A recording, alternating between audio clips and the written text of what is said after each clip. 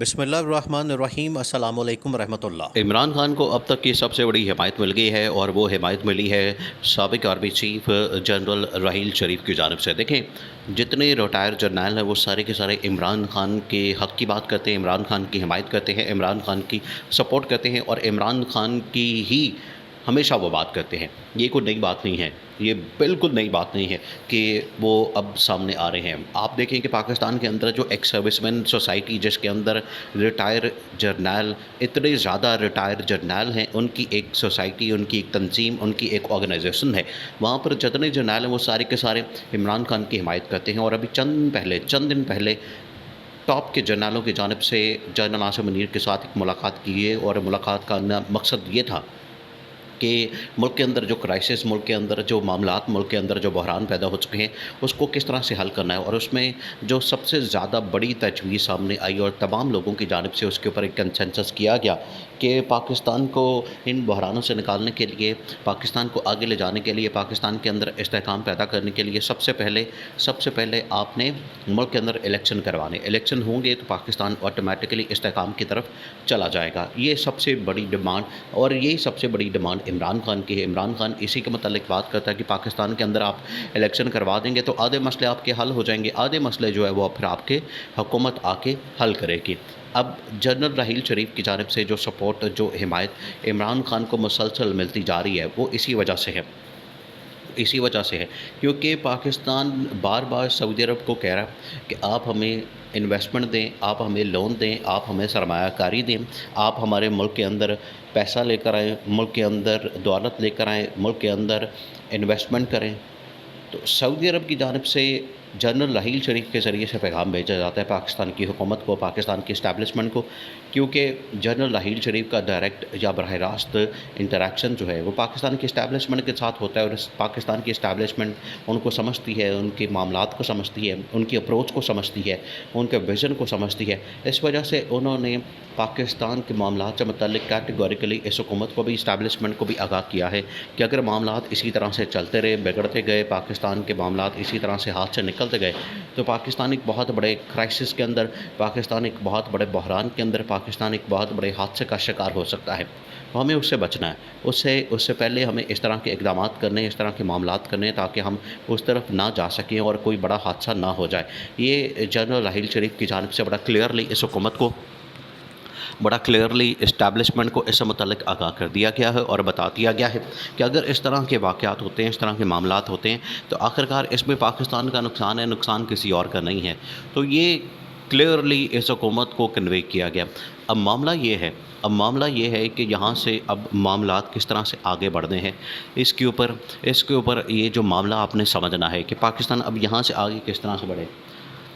یہاں پر آج بھی پاکستان کے اندر ایک پھر اس طرح کا فیصلہ کیا گیا ہے کہ پاکستان کی اکانومی کو بہتر کرنے کے لیے، اس کو ریوائیو کرنے کے لیے ایک ایپکس کمیٹی بنا دی گئی ہے۔ اب دیکھیں، اس کے اوپر ایک تو شک کا اظہار کیا جا رہا ہے، اس کے اوپر ڈاؤٹ کیا جا رہا ہے کہ آخرکار اس ٹائم پہ جب حکومت ختم ہونے والی ہے، جمعہ 8 دن رہ گئے ہیں، ملک الیکشن کی طرف جانا ہے، اب یہ ایسے موقع پہ ایپکس کمیٹی بنا دی گئی ہے، تو اس کا کیا مقصد ہے؟ دوسرا یہ کہ اگر ملک کے اندر استحکام ہی نہیں ہوگا تو کمیٹی کا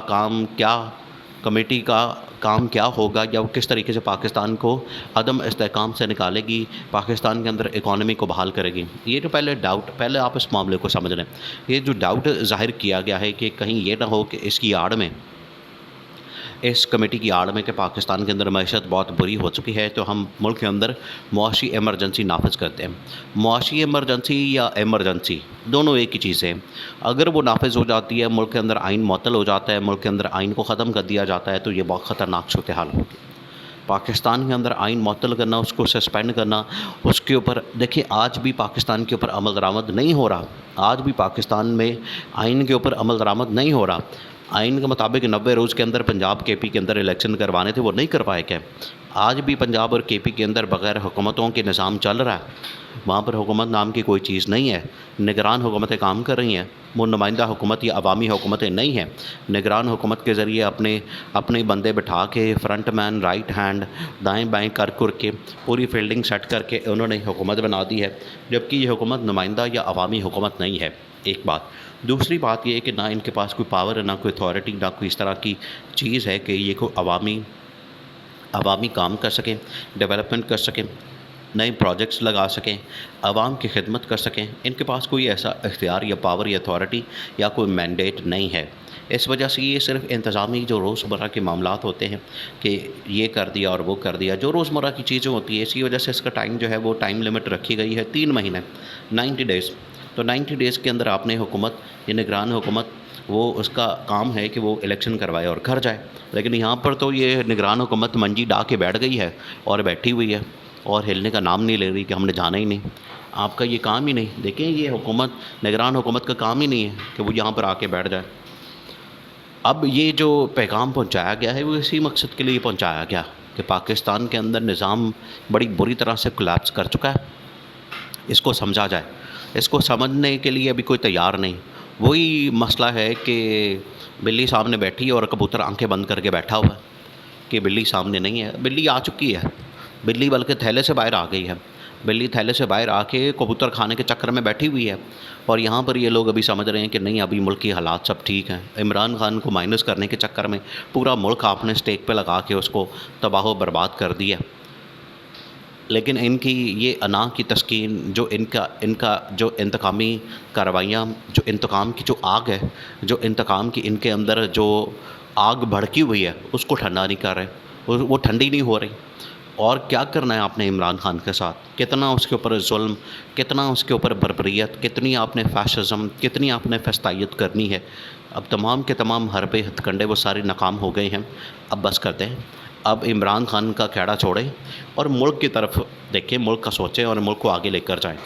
یہ اگر عمران خان کے چکر میں بیٹھے رہیں گے، عمران خان کے کھاتے میں بیٹھے رہیں گے، تو ملک پھر آپ کا ادھر ہی کھڑا رہے گا، رکا رہے گا، ملک پھر کہیں نہیں جانے والا، اور اسی طرح سے بحرانوں کے اندر گھرا رہے گا۔ تو اس سے نکلنا ہے۔ اسی وجہ سے آپ کو انٹرنیشنل جتنی طاقتیں ہیں، جتنے سربراہان ہیں، جتنے طاقتور لوگ ہیں، وہ آپ کو پیغام دیتے ہیں کہ بھائی خدا را ملک کا سوچیں، ملک کے اندر عوام کا سوچیں۔ یہ جو آپ کی آپس کی لڑائیاں، جو سیاسی لڑائیاں، ایک دوسرے کو کہ اینو پھاڑ لو تو اینو پھاڑ لو تو اینو اندر کر دو تو اینو تو نہ دو تو اینو چوک لو، یہ بند کریں تماشے۔ اگر اسی طرح کے تماشے آپ نے لگا کے رکھنے ہیں تو پھر ملک ایک اس طرح کے حادثے میں چلا جائے گا، پھر واپسی ناممکن ہو جانی ہے۔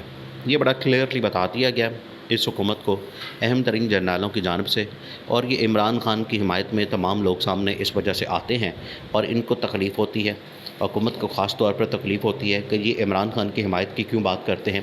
تو جو بھی حق اور سچ کے اوپر ہوگا، جو بھی حق اور سچ کی بات کرے گا، جو بھی آئین اور قانون کی بات کرے گا، اس کی حمایت تمام لوگ کریں گے، وہ چاہے کسی کو اچھا لگے یا برا لگے۔